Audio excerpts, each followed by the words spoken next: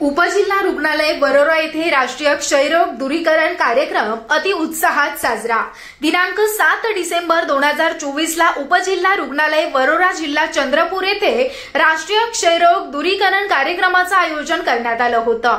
Doctor Robert cock यांच्या फोटोचं पूजन करून माल्यार्पण करून दीप प्रज्वलन करत कार्यक्रमाची सुरुवात करण्यात आली। सर्व उपस्थित पाहुण्यांचं पुष्पगुच्छ देऊन स्वागत करण्यात आलं। तसेच अंगणवाडी सेविका यांनी स्वागत गीत गाऊन स्वागत केलं। या 100 दिवस चालणाऱ्या कार्यक्रमाचे उद्घाटनीय प्रास्ताविक डॉक्टर ललित कुमार पटले यांनी केलं।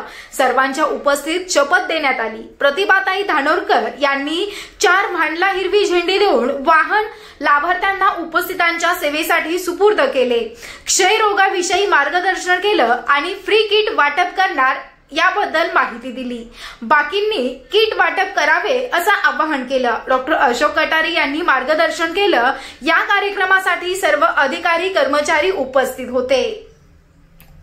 या कार्यक्रमाला मेहनत वंदना विनोद बर्डे, वृषाली देहारकर, नंदा सानप, साक्षी किन्नाके, हर्षा बालपांडे, ऋतुजा जाईभाये,